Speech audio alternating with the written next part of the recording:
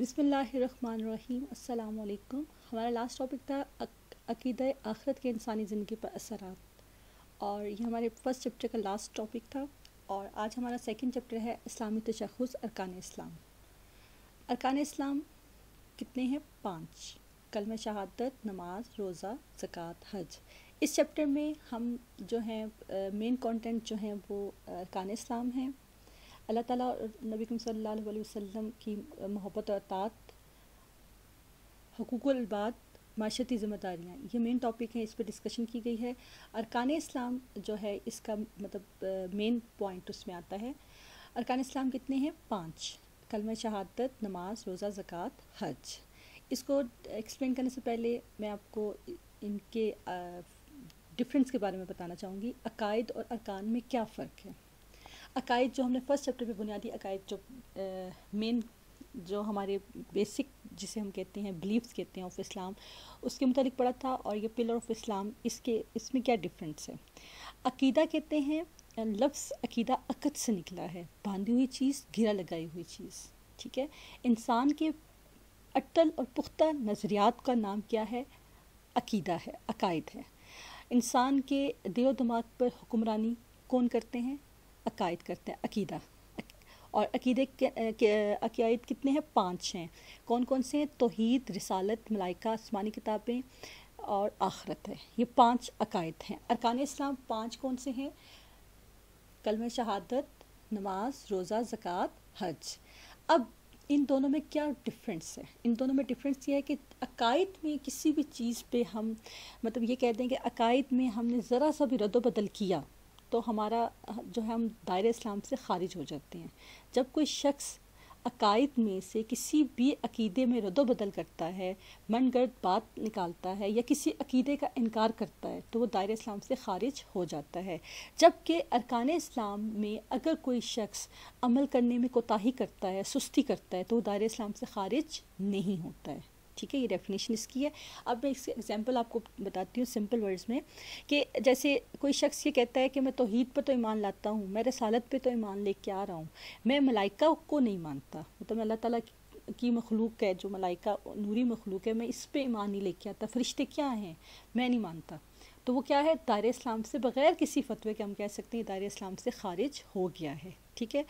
اور اسی کے ساتھ اگر کوئی شخص یہ کہہ دیتا ہے کہ میں توحید پر ایمان لاتا ہوں لیکن میں رسالت پہ ایمان نہیں لے کے آتا، مطلب کچھ اگر وہ کہتا ہے کہ میں جو باقی انبیاء ہیں 1,24,000 انبیاء ہیں میں ان پہ ایمان نہیں لے کے آتا، یا نعوذ باللہ وہ کہتا ہے کہ آپ صلی اللہ علیہ وسلم آخری نبی نہیں ہیں، میں ایمان نہیں لاتا، آپ کے بعد بھی کوئی نبی آئے گا، تو وہ کیا ہے؟ دائرہ اسلام سے خارج ہو جاتا ہے۔ اسی کے ساتھ اگر کوئی شخص یہ کہتا ہے کہ میں توحید پہ بھی ایمان لا رہا ہوں، رسالت پہ بھی ایمان لے کے آتا ہوں، ملائکہ پہ بھی ایمان لاتا ہوں، میں آسمانی کتابوں پہ ایمان نہیں لے کے آتا، صرف میں قرآن مجید پر عمل کروں گا اور میں باقی کتابوں کو نہیں مانتا، تو وہ دائرہ اسلام سے خارج ہے۔ جبکہ اللہ تعالیٰ ہمیں خود حکم دے رہے ہیں کہ 3 جو کتابیں ہیں ان پر ایمان لے کے آنا ہے، عمل ہم نے کس پہ کرنا ہے؟ قرآن پہ کرنا ہے، ٹھیک ہے۔ تو اس میں اگر کوئی شخص یہ 3 کتابوں پر جیسے تورات، زبور، انجیل پر ایمان نہیں لے کے آ رہا تو وہ بھی دائرہ اسلام سے خارج ہے۔ اگر کوئی شخص یہ کہتا ہے میں توحید پہ بھی ایمان لاتا ہوں، رسالت پہ بھی لے کے آ رہا ہوں، ملائکہ پر بھی لے کے آتا ہوں، آسمانی کتابوں پہ بھی ایمان لے کے آ رہا ہوں، لیکن میں آخرت کو نہیں مان رہا، مطلب میں نے مرنا نہیں ہے، مجھے مرنے سے ڈر لگتا ہے، میں نے اللہ تعالیٰ کے حضور روز محشر میں نے اپنا حاضری میری نہیں ہوگی، میں مرنے کے بعد دوبارہ کیسے زندہ ہوں گا، میں زندہ ہو ہی نہیں سکتا، مطلب اس طرح کی کوئی من گڑت باتیں بھی وہ کر رہا ہے تو وہ دائرہ اسلام سے خارج ہو جاتا ہے۔ جبکہ ارکان اسلام پہ اگر کوئی شخص کوتاہی کر رہا ہے، اس پہ سستی کر رہا ہے، عمل نہیں کر رہا، تو وہ کیا ہے؟ دائرہ اسلام سے خارج نہیں ہوگا۔ اب ان سمپل ورڈز جیسے کوئی شخص کلمہ شہادت جب پڑھ لیتا ہے تو دائرہ اسلام میں داخل ہو گیا ہے، اس پر جنت واجب ہو گئی ہے، ٹھیک۔ اب وہ شخص نماز پڑھنے میں کوتاہی کر رہا ہے، سستی کر رہا ہے، مطلب کبھی پڑھتا ہے کبھی نہیں پڑھتا، ٹھیک، روزہ رکھتا ہے کبھی رکھتا ہے کبھی نہیں رکھتا، زکوٰۃ نہیں دیتا، کبھی دیتا ہے کبھی نہیں دیتا، صاحب استطاعت ہو کے بھی وہ حج نہیں کرتا، ہم ان میں سے کسی بھی عمل میں وہ کوتاہی کر رہا ہے تو ہم اسے دائرہ اسلام سے خارج نہیں کہہ سکتے۔ کیوں؟ کیونکہ یہ انسان کا اور اللہ کا معاملہ ہوتا ہے کہ جب انسان نے نماز پڑھنی ہے تو اللہ تعالیٰ نے قبول کرنی ہے، اگر انسان نماز نہیں پڑھ رہا، وہ باقی اللہ تعالیٰ کے احکامات پہ عمل کر رہا ہے، تو ہو سکتا ہے اللہ تعالیٰ کو اس کی کوئی ایک نیکی پسند آ جائے اور اللہ تعالیٰ اس کی ساری مطلب جتنی اس کی برائیاں اللہ تعالیٰ اس کو نیکیوں میں بدل دے۔ ہو سکتا ہے وہ شخص مطلب نماز کا پابند ہے، روزے کا پابند ہے، زکوٰۃ دے رہا ہے، حج دے رہا ہے، لیکن وہ باقی معاملات اللہ کے جو احکامات پر عمل نہیں کرتا ہے تو اس کی سب کچھ بیکار ہے۔ تو اللہ تعالیٰ بخشنے پہ آتا ہے تو وہ انسان کی چھوٹی سی نیکی پہ بھی بخش دیتا ہے، اگر وہ پکڑنے پہ آتا ہے تو چھوٹے سے برائی پہ بھی، یعنی تکبر پہ بھی، اگر اس نے تکبر کا ایک قدم بھی اٹھایا تو اس پہ بھی اللہ تعالیٰ اس کو بخشے گا نہیں۔ یہ اللہ تعالیٰ کی اور انسان کے معاملات آتے ہیں۔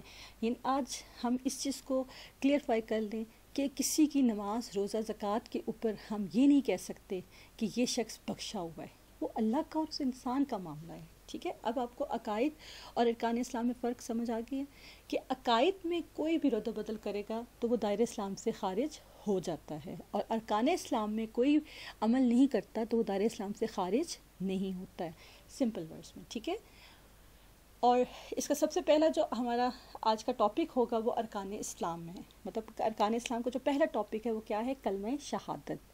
اب اسی طریقے سے ہم اس کے بارے میں کہہ سکتے ہیں کہ کلمہ شہادت جو ہے وہ پہلے نمبر پہ ہے ارکان میں، اور دوسرے نمبر پہ ارکان میں کون سا ہے؟ نماز، تیسرے نمبر پہ روزہ، چوتھے نمبر پہ زکوٰۃ، اور پانچویں نمبر پہ کون سا ہے؟ حج۔ ایسے ہی آپ سے توحید مطلب پوچھا جا سکتا ہے، بنیادی عقائد میں توحید کس نمبر پر آتا ہے؟ نمبر 1 پہ۔ اور رسالت کس پر آتا ہے؟ دوسرے نمبر پر۔ ملائکہ تیسرے نمبر پہ ہے۔ اور چوتھا عقیدہ کون سا ہے؟ آسمانی کتابیں۔ اور پانچواں عقیدہ کون سا ہے؟ آخرت۔ اور اس کی نمبرنگ کے ساتھ ہم نے اس کے MCQs یا شارٹ کویسچن میں بھی ہم لوگوں نے اس کو یاد رکھنا ہے۔ اور ساتھ ہی یہاں پر ایک اور چیز آپ نوٹ کر لیں، سم ٹائم آپ سے ایگزامینر یہ بھی پوچھ سکتا ہے کہ عقائد میں تیسرے نمبر پر روزہ آتا ہے، آپ نے MCQ میں بتانا ہے یس یا نو، تو آپ کیا کہیں گے؟ عقائد پہ تیسرے نمبر پہ روزہ ہے، دیکھا جائے تو وہ تیسرے نمبر پہ روزہ تو آ رہا ہے، لیکن وہ اوپر کیا لکھا ہوا ہے؟ عقائد۔ اور روزہ کیا ہے؟ ارکان اسلام، ٹھیک ہے۔ اس چیز کو بھی کلیئر رکھنا ہے۔ آپ سے یہ بھی پوچھا جا سکتا ہے کہ چوتھے نمبر پر جو ہے عقائد پہ چوتھے نمبر پر جو ہے وہ زکوٰۃ ہے۔ اب جس اسٹوڈنٹ کو یہ چیز کلیئر ہو جائے گی کہ زکوٰۃ عقیدہ ہے یا ارکان ہے تو وہ اس چیز کا MCQ یا اس کا شارٹ کویسچن فوراً مطلب سالو کر لے گا۔ اب آپ کو پتہ ہے کہ چوتھے نمبر پر عقائد پر زکوٰۃ آتی ہے، زکوٰۃ تو ارکان اسلام ہے، ٹھیک ہے۔ اس چیز کو بھی یاد رکھنا ہے۔ اور سب سے پہلے آپ نے اس کا نام دیکھنا ہے کہ رسالت عقیدہ ہے یا عقائد ہے، ارکان ہے، ٹھیک ہے۔ عقائد اور ارکان کا ڈفرینس بھی آپ نے رکھنا ہے۔ عقائد کون سے ہیں؟ توحید، رسالت، ملائکہ، آسمانی کتابیں، آخرت۔ اور ارکان کون کون سے ہیں؟ کلمہ شہادت، نماز، روزہ، زکوٰۃ، حج۔ آج ہمارا پہلا جو اس کا ٹاپک ہوگا ارکان اسلام کو وہ کون سا ہے؟ کلمہ شہادت۔ کلمہ شہادت سے کیا مراد ہے؟ کلمہ شہادت کے بارے میں آپ کیا جانتے ہیں؟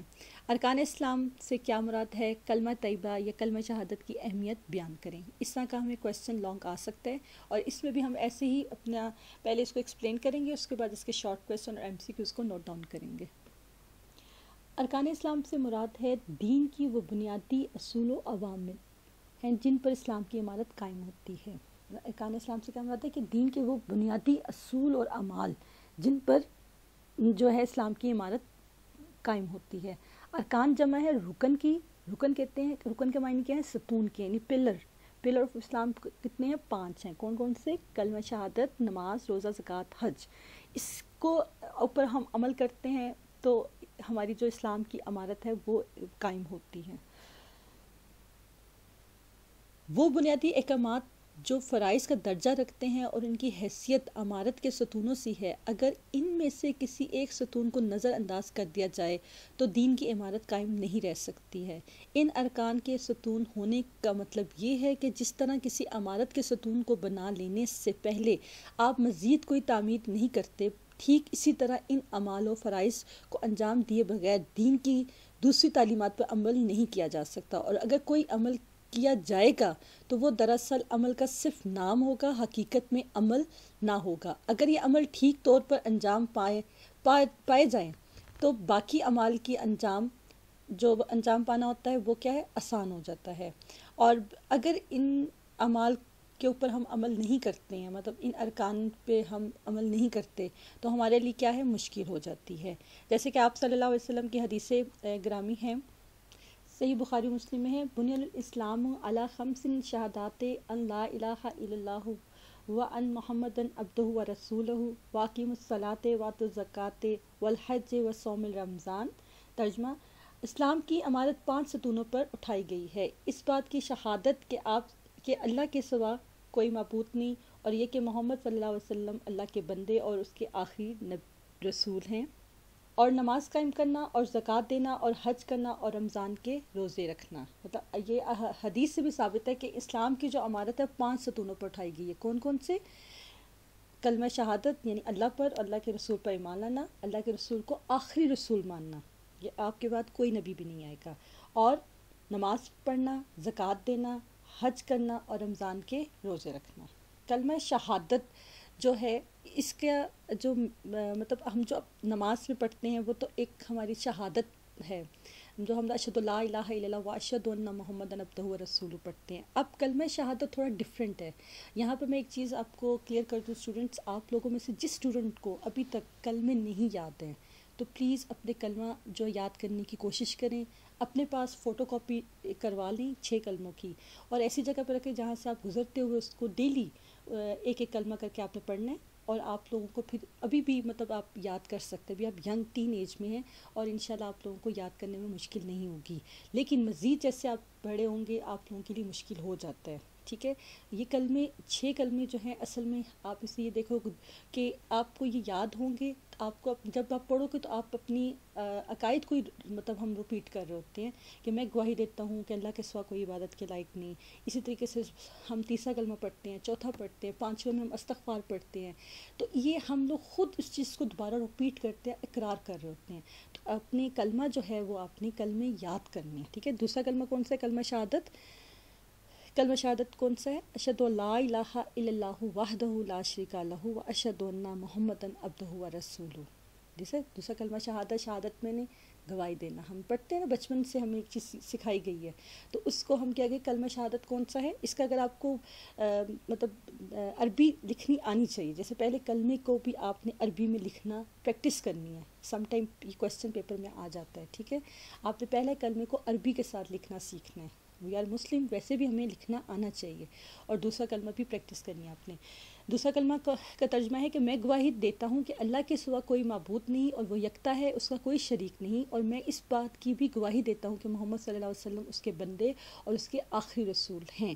کلمہ شہادت میں ہم کتنے عقائد کا اقرار کر رہے ہیں؟ 2 عقائد کا۔ کون سا؟ پہلا عقیدہ جو ہے وہ کیا ہے؟ عقیدہ توحید، اور دوسرا عقیدہ کون سا ہے؟ عقیدہ رسالت میں ہے۔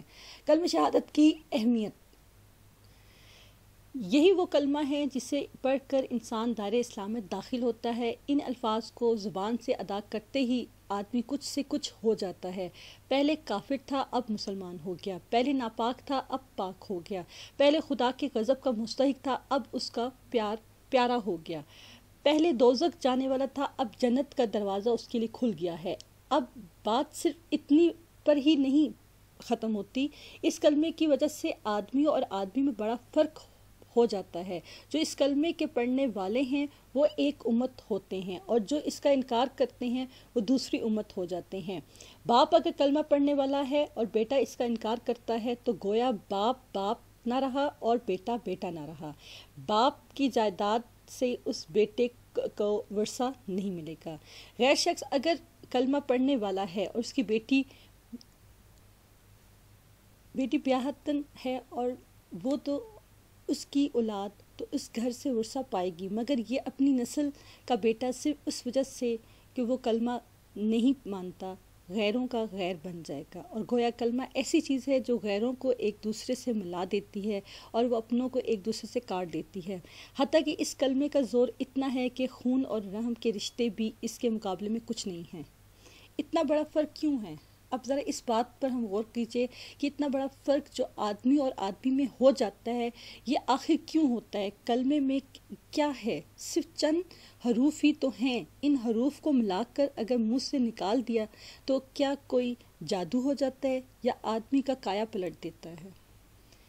آدمی اور آدمی میں کیا بس اتنی سی بات ہے کہ زمین و آسمان کا فرق ہو سکتا ہے؟ اگر ہم غور کریں تو عقل خود کہہ دے گی کہ نقطۂ منہ کھولنے اور زبان ہلا کر چند حروف بول دینے سے اتنی بڑی تاثیر نہیں ہو سکتی۔ بت پرست مشرک تو ضرور سمجھتے ہیں، لیکن بس ایک منتر پڑھ دینے سے پہاڑ ہل جائے گا، زمین شک ہو جائے گی، چشمے ابلنے لگیں گے، چاہے منتر کے معنی کسی کو خبر نہ ہو، کیونکہ وہ سمجھتے ہیں کہ ساری تاثیر بس حروف میں ہے۔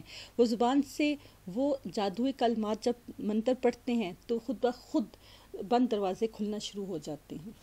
مگر اسلام میں یہ بات نہیں ہے۔ یہاں اصل چیز کے معنی یہ ہیں کہ الفاظ کی تاثیر معنوں سے زیادہ ہے۔ معنی اگر نہ ہو اور وہ دل میں نہ اتریں اور ان کے زور سے انسان کے خیالات، اخلاق اور اعمال نہ بدلیں تو نرے الفاظ بول دینے سے کچھ بھی اثر نہیں ہوگا۔ مطلب کہ اگر ہم لوگ اس چیز کو مان لیں کہ جب ہم لوگ کلمہ شہادت پڑھتے ہیں تو ہم اس چیز کی گواہی دے رہے ہیں کہ اللہ ایک ہے، تو پھر کوئی سے بھی حالات کیوں نہ ہوں، ہم نے اس عہد کو، اس ایک یکتا یقین کو نہیں بدلنا ہے۔ تو اس کا نام ہی ہمارا کیا ہے؟ کلمہ شہادت۔ پھر ہمارے اعمال جو ہیں وہ خود بخود آہستہ آہستہ اللہ کے بتائے ہوئے احکامات کے مطابق آتے ہیں۔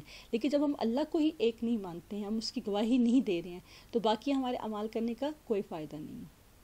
کلمہ شہادت کا معنی یہ ہے کہ ہم اس بات کی گواہی دیتے ہیں کہ اللہ کے سوا کوئی اور خدا یا معبود نہیں، وہ یکتا ہے اور اس کا کوئی شریک نہیں، اور حضرت محمد صلی اللہ علیہ وسلم اللہ کے بندے اور رسول ہیں۔ کلمہ میں الہ کا جو لفظ آیا ہے اس کے معنی خدا کے ہیں۔ خدا اس کو کہتے ہیں جو مالک ہو، حاکم ہو، پالنے والا ہو اور دعاؤں کا سننے والا، قبول کرنے والا ہو، اس کا مستحق ہو اور اس کی عبادت کی جائے۔ اور اب جو ہم نے لا الہ الا اللہ کہا تو اس کے معنی یہ ہوں گے کہ اول بھی وہ ہے اور آخر بھی وہ ہے۔ وہ خدا ایک ہے اور اس ایک ذات کے سوا خدائی کسی کی نہیں، اس کی ذات صفات میں کوئی شریک نہیں۔ دوسری زبان جس کا ہم نے کلمہ پڑھتے ہی قرار کیا ہے وہ یہ ہے کہ وہی ایک خدا ہمارے اور سارے جہاں کا مالک ہے۔ ہم اور ہماری ہر چیز اور دنیا کی ہر شے اس کی ہے۔ خالق وہ ہے، رازق وہ ہے، موت اور زندگی اس کی طرف سے ہے، مصیبت اور راحت بھی اس کی طرف سے ہے۔ جو کچھ کسی کو ملتا ہے اس کو دینے والا حقیقت میں وہ ہے، اور جو کچھ کسی سے چھینا جاتا ہے اس کو چھیننے والا بھی حقیقت میں وہی ہے۔ ڈرنا چاہیے تو اس سے، مانگنا چاہیے تو اسی سے، سر جھکانا چاہیے تو اسی کے سامنے عبادت اور بندگی کی جائے تو اس کے سوا ہم کسی کے بندے اور غلام نہیں ہیں، ہم صرف اس کے بندے ہیں۔ اس کے سوا کوئی ہمارا آقا اور حاکم نہیں ہے۔ ہمارا اصل فرض یہ ہے کہ اس کا حکم مانیں اور اس کے قانون کی پیروی کریں۔ اقبال نے کیا خوب کہا ہے کہ یہ ایک سجدہ جسے تو گراں سمجھتا ہے، ہزار سجدے سے دیتا ہے آدمی کو نجات۔ کہ انسان جب اللہ تعالیٰ کے آگے جھکتا ہے تو اسے باقی دنیا کے آگے اسے جھکنا نہیں پڑتا، اسے اور دوسروں کے آگے حقیر ہونا نہیں پڑتا۔ اور یہ عہد و پیمان جو لا الہ الا اللہ پڑھتے ہیں ہم اپنے خدا سے کرتے ہیں اور ساری دنیا کو گواہ بنا کر کرتے ہیں کہ اس کے خلاف ورزی نہیں کریں گے، تو ہماری زبان، ہمارے ہاتھ پاؤں، ہمارا ہر چیز جو ہے وہ اللہ تعالیٰ کے یکتا ہونے کی گواہی دیتا ہے۔ یہ ہمارا عہد و پیمان اس چیز کا اقرار کر رہا ہوتا ہے۔ لا الہ الا اللہ کہنے کے بعد ہم اس بات کی گواہی دیتے ہیں کہ محمد صلی اللہ علیہ وسلم اللہ کے بندے اور رسول ہیں۔ اس کے معنی یہ ہے کہ ہم نے تسلیم کر لیا کہ محمد صلی اللہ علیہ وسلم ہی وہ پیغمبر ہیں جن کے ذریعے سے خدا نے اپنا قانون ہمارے پاس بھیجا۔ خدا کو اپنا آقا اور شہنشاہ مان لینے کے بعد یہ معلوم ہونا ضروری ہے کہ اس شہنشاہ کے احکام کیا ہیں، ہم کون سے کام کریں اور جن سے وہ خوش ہوتا ہے، اور کون سے کام نہ کریں جن سے وہ ناراض ہوتا ہے، کس قانون پر چلنے سے وہ ہمیں بخش دے گا اور کس کی خلاف ورزی کرنے سے وہ ہم سے ناراض ہو جائے گا۔ یہ سب باتیں بتانے کے لیے خدا نے اپنے محبوب رسول حضرت محمد صلی اللہ علیہ وسلم کو اپنا پیغمبر مقرر کیا اور اس کے ذریعے اپنی کتاب قرآن مجید ہمارے پاس بھیجی، اور آپ صلی اللہ علیہ وسلم نے خدا کے حکم کے مطابق زندگی بسر کر کے ہم کو بتا دیا کہ مسلمانوں کو اس طرح زندگی بسر کرنی چاہیے۔ بس جب ہم نے محمد رسول اللہ کہا تو گویا اقرار کر لیا کہ جو قانون اور جو طریقے رسول اللہ صلی اللہ علیہ وسلم بتائے ہیں ہم اس کی پیروی کریں گے، اور جو قانون اس کی خلاف ورزی ہم اگر کریں گے تو ہم کیا ہے، ان کی قانون کی خلاف ورزی کریں گے اور اس پر ہماری گرفت ہوگی اور اس پر ہم پہ اللہ تعالیٰ جو ہے ناراضگی کا اظہار کرے گا۔ اللہ کو معبود حقیقی اور حضرت محمد صلی اللہ علیہ وسلم کو اس کا آخری رسول تسلیم کر لینے سے گواہی کی ظاہری طور پر ادائیگی ہو جاتی ہے، لیکن اس زبانی گواہی کے ساتھ ضروری ہے کہ کلمہ پڑھنے والے کا دل اس گواہی کی تصدیق کرے، اور دل کی تصدیق کی عملی صورت اللہ اور اس کے احکام کی پیروی ہے۔ ایسے اطاعت کہ دل کی تمام خواہشات شریعت اسلام کے تابع ہو جائیں، جیسے کہ آپ صلی اللہ علیہ وسلم کی حدیث ہے، لا یؤمن احدکم حتی یکون ہواہ تبعا لما جئت بہ۔ ترجمہ، تم میں سے کوئی شخص اس وقت تک کامل مومن نہیں ہو سکتا جب تک کہ اس کی دل کی خواہشات میری لائی ہوئی شریعت کے تابع نہ ہو جائیں۔ مطلب کہ آپ صلی اللہ علیہ وسلم نے اس چیز کو کلیئر کر دیا ہے کہ کوئی بھی اس وقت تک مومن نہیں ہو سکتا جب تک کہ اس کی خواہشات میری لائی ہوئی شریعت کے مطابق نہ ہو جائیں، یعنی اللہ تعالیٰ کے احکامات کے مطابق نہ ہو جائیں۔ کلمہ شہادت کے پہلے حصے میں عقیدہ توحید کا اعلان اور اعتراف ہے، جبکہ دوسرے حصے میں اس بات کا اعلان اور اقرار ہے کہ محمد صلی اللہ علیہ وسلم اللہ تعالیٰ کے بندے اور سچے رسول ہیں اور آپ کے پیش کردہ دین ہی اصل دین ہے۔ ان دونوں باتوں کی گواہی دیے بغیر کوئی شخص مسلمان نہیں ہو سکتا۔ گویا بظاہر توحید و رسالت دو باتیں ہیں، لیکن دراصل دونوں ایک ہی حقیقت کے دو پہلو ہیں۔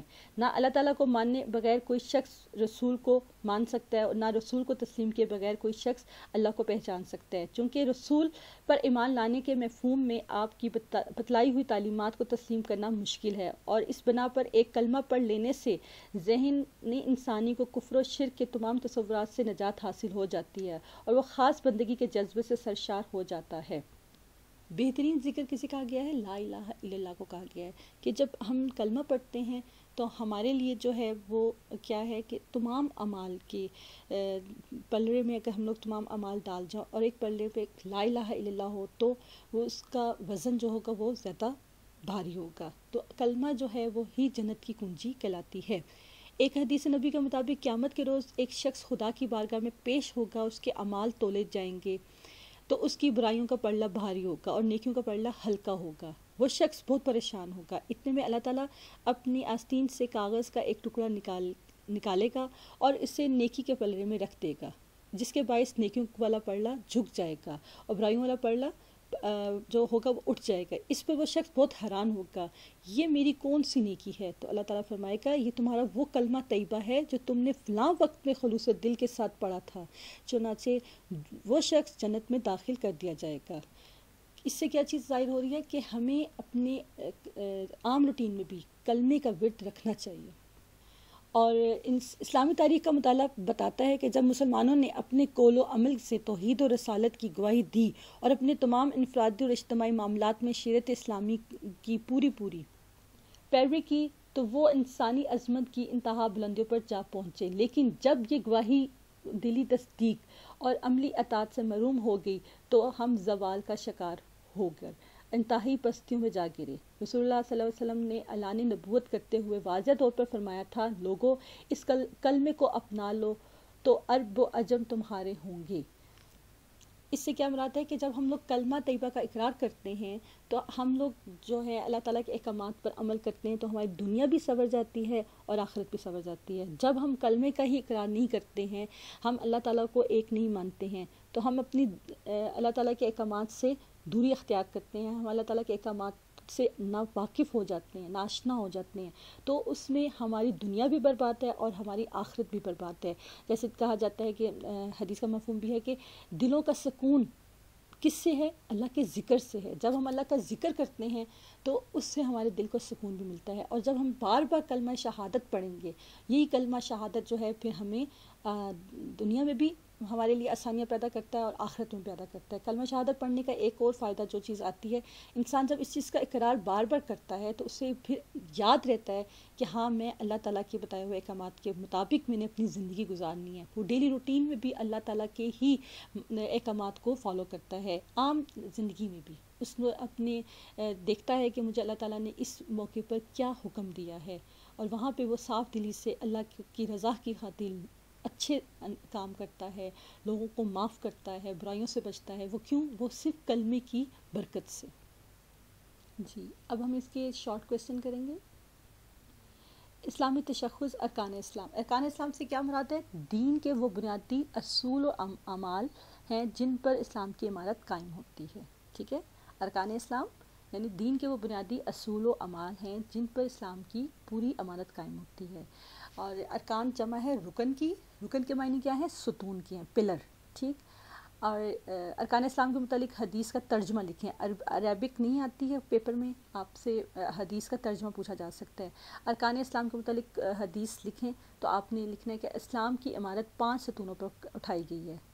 اس بات کی شہادت کہ اللہ کے سوا کوئی معبود نہیں، اور یہ کہ محمد صلی اللہ علیہ وسلم اللہ کے بندے اور اس کے آخری رسول ہیں، اور نماز قائم کرنا، زکوٰۃ دینا، حج کرنا اور رمضان کے روزے رکھنا. اور یہاں پہ ایک اور MCQ یا شارٹ کویسچن آپ دیکھ لیں. اسلام کی عمارت ڈیش ستونوں پر اٹھائی گئی ہے. کتنے ستونوں پر اٹھائی گئی ہے؟ 5. اب وہ 5 ستون کون سے ہیں؟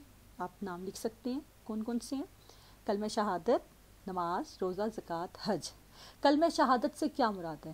کلمہ شہادت سے کیا مراد ہے؟ آپ کلمہ شہادت کا ترجمہ لکھ سکتے ہیں. ٹھیک ہے.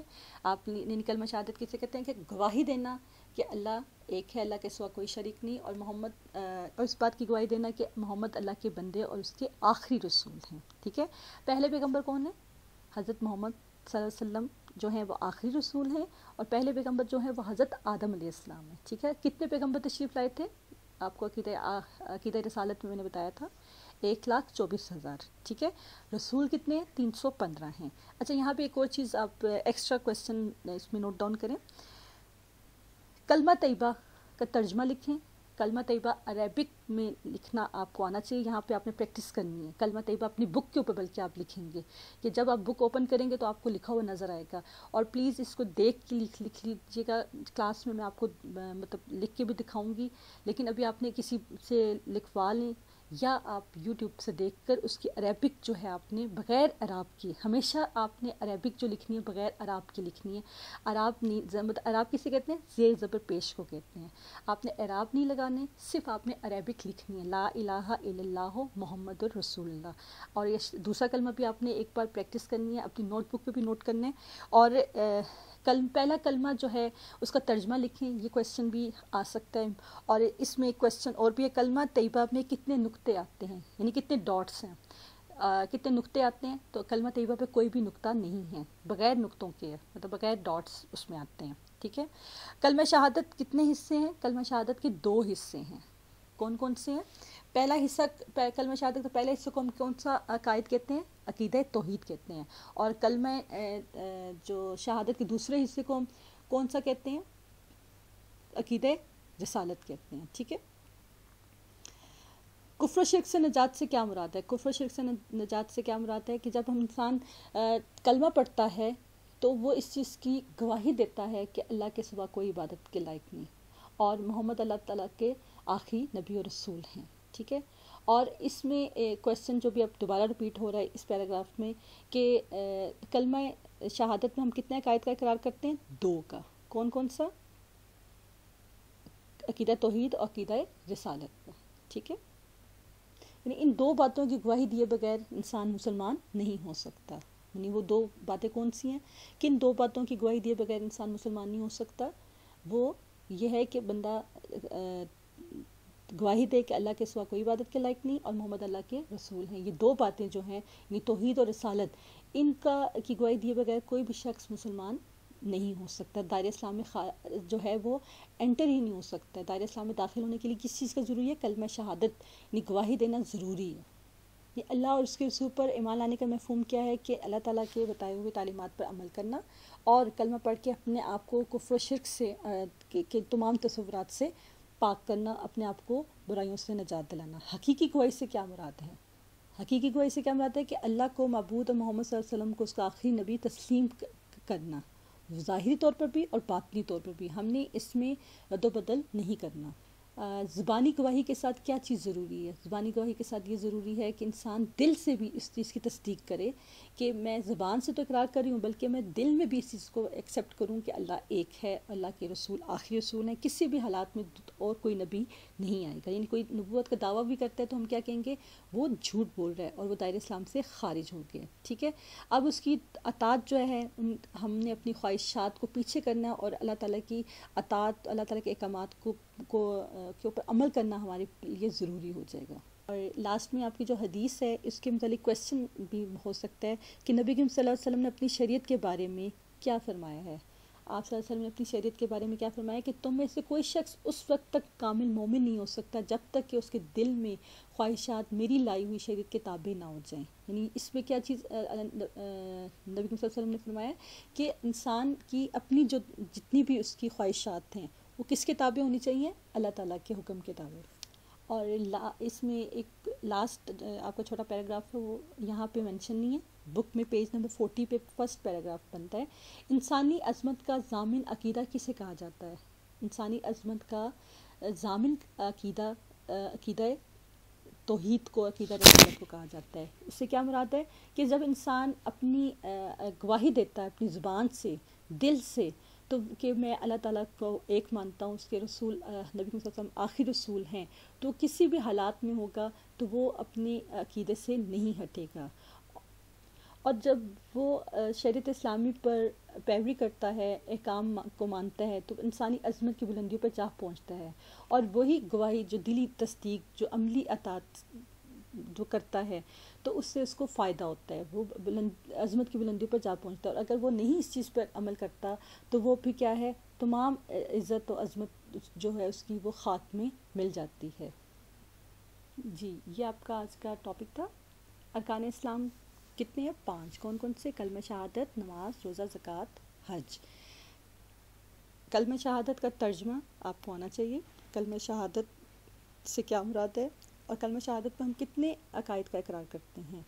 کلمہ طیبہ بغیر اعراب کے آپ نے پریکٹس کرنی ہے. میکسیمم 5 to 10 ٹائم آپ نے لکھنا ہے کہ آپ کو وہ لکھنا آنا چاہیے.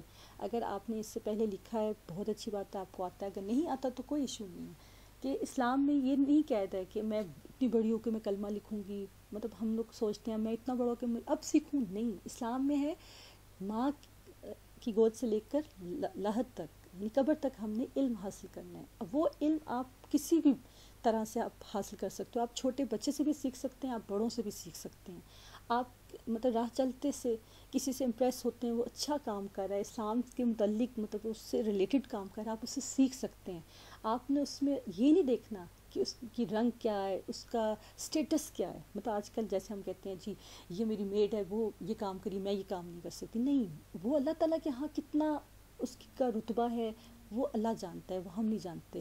ہم سب کون ہیں؟ ہم آدم کی اولاد ہیں، ٹھیک ہے. ہم سب اللہ کے ماننے والے ہیں. اور اللہ کے ہاں کون معتبر ہے؟ جو سب سے زیادہ متقی ہوگا، یعنی جو سب سے زیادہ پرہیزگار ہوگا. تو ہم نے کس کو خوش کرنا ہے؟ ہم نے اللہ کو کرنا ہے. اور علم حاصل کرنے کے لیے کبھی بھی میں آپ کو ایک چیز مطلب ایز اے ٹیچر بھی کہہ لیں اور ایز اے فرینڈ بھی کہہ لیں، میں آپ کو ایک چیز کہوں گی کہ جہاں پہ جو چیز آپ کو اسلام کے متعلق آپ نے سیکھنی ہے، وہاں پہ آپ نے کبھی بھی شرمانا نہیں ہے. کبھی بھی آپ نے اس کو نہیں کہنا کہ گلٹی فیل نہیں کرنی کہ مجھے یہ چیز نہیں آتی اور میں کیسے پوچھوں. نہیں، آپ اسلام کے متعلق کسی بھی سے پوچھ سکتے ہیں، سیکھ سکتے ہیں. اور ہمیشہ آپ نے سالڈ پرسن سے پوچھنا ہے. یہ نہیں کہ جس کو اس بات کا علم نہیں اور آپ اس کے پاس جا رہے ہیں اور اس سے آپ اپنے مسئلے ڈسکس کر رہے ہیں اور بعد میں کہ مجھے تو اس نے اس کے متعلق یہ حل بتایا ہے. کسی اچھے اس سے پوچھیں. اور جب ہم اسلام کے متعلق پوچھنا شروع کرتے ہیں، ہم اللہ کے احکامات کی طرف چلنا شروع کرتے ہیں، تو اللہ تعالیٰ ہمارے لیے علم کے دروازے خود بخود کھول دیتا ہے اور ہمارے لیے آسان رستہ ہو جاتا ہے اور ہم اس کو آسانی سے عمل کرتے ہیں. اور پھر ہمیں اپنی زندگی میں گزارنے کا مقصد پتہ چلتا ہے، ہمیں اللہ تعالیٰ کے احکامات پتہ چلتے ہیں. اگر جیسے اب یہ آپ کا لکیلی جو فرسٹ ایئر کا ٹاپک ہے، اس میں فرسٹ چیپٹر جو بنیادی عقائد ہے اور ارکان اسلام ہے، یہ ہم نے 1 کلاس سے لے کر 10th تک ہم نے پڑھا ہے، ٹھیک ہے. اب آپ کے پاس ایک لاسٹ چانس ہے کہ آپ نے ان کو سمجھنا ہے، کیونکہ اس کے بعد اب آپ بڑے اس میں اسٹوڈنٹس میں آئیں گی کہ اب آپ نے اپنے چھوٹوں کو سکھانا ہے، اپنے سے بڑوں کو بھی بتانا ہے. اگر وہ کوئی ایسا کام کر رہے ہیں جو آپ کے پاس نالج آ رہا ہے اور وہ آپ ان کو دیکھتے ہو، آپ ان کو روک سکتے ہیں، لیکن اس میں بھی ایک ادب احترام کے ساتھ. آپ کی تبلیغ کا انداز ایسا ہو کہ آپ کسی کو کی انسلٹ نہیں کر رہے، ٹھیک ہے. اور ایک چیز میں اور بھی کہوں گی یہاں پہ، ہمارے جو بڑے جیسے ہمارے دادا ہیں، نانو ہیں، کوئی بھی ہمارا بڑا ہے، وہ کسی کالج، کسی یونیورسٹی، کسی انسٹیٹیوٹ نہیں گئے، لیکن ان کو اسلام کی بیسکس بہت اچھی پتہ تھی. کیوں؟ کیونکہ انہوں نے اپنے بڑوں کو فالو کیا ہے. انہوں نے اسلام کو اگر انہوں نے سمجھا ہے تو انہوں نے اپنے قرآن کے ذریعے سمجھا ہے. تو آج ہم لوگ اپنے قرآن کی دوری کے باعث، اور ہم لوگ کہتے ہیں جی بڑے جو ہیں یہ غلط کر رہے ہیں، اسلام ایسا نہیں تو ایسا نہیں. جو ہماری ایک روایت ہے، جو ہمارا ایک کلچر ہے، اس کو ضرور فالو کرنا ہے. وہ ہمارا کلچر ہے کیا؟ ہم پاکستان میں رہتے ہیں اور ہمارا کیا ہے؟ اسلامک ملک ہے، اور ہم نے اسلام کے مطابق ہی زندگی گزارنی ہے. اور آپ کے پاس ایک لاسٹ چانس یہ ہے کہ اب جیسے بنیادی قاعدہ آپ کو میں نے سمجھایا، ارکان اسلام سمجھایا، آپ کو اس سے بھی اگر ایکسٹرا کویسچنز آپ کے ذہن میں آتے ہیں، انشاءاللہ ہم کلاس میں ڈسکس کریں گے. اس کے علاوہ آپ اپنے پیرنٹس سے، اپنے جو آپ کے گھر میں بڑے ہیں، آپ ان سے بھی سیکھ سکتے ہیں. ٹھیک ہے؟ آپ نے اپنے مطلب آنے والے جو نسل ہے، آپ اپنے چھوٹے کزنز ہیں، بہن بھائی، ان کو سمجھائیں گے. اور آپ کسی کو نیک رستہ دکھاتے ہیں تو وہ صدقہ جاریہ ہو جاتا ہے. ٹھیک ہے؟ ہمارے مذہب میں یہ نہیں ہے کہ آپ کے پاس ڈگری ہے تو آپ مطلب فتویٰ دے سکتے ہیں یا آپ کسی کو مطلب ٹیچ کر سکتے ہیں. ہمارے مذہب میں کیا ہے کہ آپ نے بیسک اسلام کے مطابق یاد کی ہیں، جیسے قرآن کا آپ کو ترجمہ آتا ہے، آپ کو اچھی بات پتہ ہے، حدیث پتہ ہے، آپ کسی کو اچھے طریقے سے درس دے سکتے ہیں، تبلیغ کر سکتے ہیں. تو یہ سب سے بڑی ضروری چیز ہوتی ہے. تو اللہ تعالیٰ ہمیں عمل کرنے کی توفیق دے. سب سے پہلے ہمیں سمجھنے کی توفیق دے، اس کے بعد ہمیں عمل کرنے کی توفیق دے، اور یہ تبلیغ جو ہے اس کو کرنے کی توفیق دے. کیونکہ امر بالمعروف اور نہی عن منکر کی ہی بنا پر ہمارا مذہب آج 1400 سال کے بعد بھی الحمدللہ چل رہا ہے، اور آگے بھی تا قیامت اللہ تعالیٰ اس کو ایسے ہی کارواں رکھے اور ہمیں عمل کرنے کی توفیق دے. آج ہمارا جو ایک اس میں ادنا سی ہم کہیں گے کہ کوشش ہونی چاہیے کہ سب سے پہلے ہم اپنے آپ کو ٹھیک کریں. اسلام فرد واحد کا مذہب ہے. میں پہلے اپنے آپ کو ٹھیک کروں گی تو میں آپ کے ساتھ بات کروں گی اور آپ کے اوپر وہ چیز اثر کرے گی. ایسے ہی جیسے ہمارے نبی صلی اللہ علیہ وسلم 40 سال تک ان کا کریکٹر اللہ تعالیٰ نے عرب کے لوگوں میں شو کیا. پھر جب آپ صلی اللہ علیہ وسلم نے کہا کہ میں مطلب کہوں کہ اس صفا کی پہاڑی کے پیچھے سے لشکر حملہ کر رہا ہے تو کیا تم میری بات پہ یقین کرو گے؟ تو اس پہ لوگوں نے کیا کہا؟ ہاں ہم کریں گے، کیونکہ آپ صادق الامین ہیں. تو اس لحاظ سے ہمیں بھی اپنا کردار، اپنے اعمال کے اوپر نظر رکھنی چاہیے. سب سے اچھا ٹیچر، سب سے اچھا محاسبہ ہم اپنا خود کر سکتے ہیں. میں آپ کے بارے میں نہیں بتا سکتی، آپ میرے بارے میں نہیں اتنا اچھا بتاؤ کہ جتنا میں اپنے بارے میں جانتی ہوں کہ میں کیسی ہوں. آپ کو خود پتہ ہوگا میں کہاں کیا ہوں. ٹھیک ہے؟ تو اس چیز کے کرتے ہوئے میں آپ کو آخری بات یہ کروں گی کہ آپ نے بنیادی عقائد کو دوبارہ ایک نظر سے آپ نے ایک تو آپ نے اپنے سلیبس کے پوائنٹ آف ویو سے پڑھا ہے، اب آپ نے اس کو اسلامک پوائنٹ آف ویو سے پڑھنا ہے، سمجھنا ہے کہ کیا ہے مذہب، کیا ہے عقائد، کیا ہے ارکان اسلام. ہمارا مین پوائنٹ یہی ہے. مطلب آپ یہ کہہ لو کہ اسلام کا خلاصہ کیا ہے؟ یہ عقائد اور ارکان ہے. ٹھیک ہے؟ تو ابھی ہمارے پاس چانس ہے کہ ہم فرسٹ ایئر کے تھرو بھی پڑھ سکتے ہیں، اور اس کے علاوہ بھی ہم نے نالج لینا ہے، ہم کر سکتے ہیں. ٹھیک ہے؟ تو اس کو آپ نے آج کا ہمارا پہلا جو ٹاپک تھا ارکان اسلام، ہم نے وہ کمپلیٹ کیا ہے. تو اس کو آپ نے ویسے بھی مطلب میں یہ اپنے اسٹوڈنٹس کو یہ کہتی ہوں کہ آپ نے یہ نہیں کہنا کہ میں نے فرسٹ ایئر کے پوائنٹ آف ویو سے پڑھنا ہے. نو، ہم نے اب ایز اے مسلم پڑھنا ہے کہ ہم نے آگے بھی اللہ تعالیٰ کے احکامات کی سمجھ آئے. جب بیسکس ہمارے پاس نہیں ہوں گی تو ہمیں آگے کچھ سمجھ نہیں آئے گا. جیسے اب آپ 10 سال کی اسٹڈی کو یہ سمجھ لو کہ آپ نے سیکھ لیا ہے، لیکن اب آپ جو سیکھو گے وہ آپ نے اپنی پریکٹیکل لائف کے لیے سیکھنا ہے کہ آپ نے آگے کس طریقے سے اسلام کے مطابق زندگی گزارنی ہے. تو ایک چانس آپ کے پاس یہ ہے. تو اللہ تعالیٰ ہمیں عمل کرنے کی، سمجھنے کی توفیق عطا فرمائے. آمین. جزاک اللہ خیرن.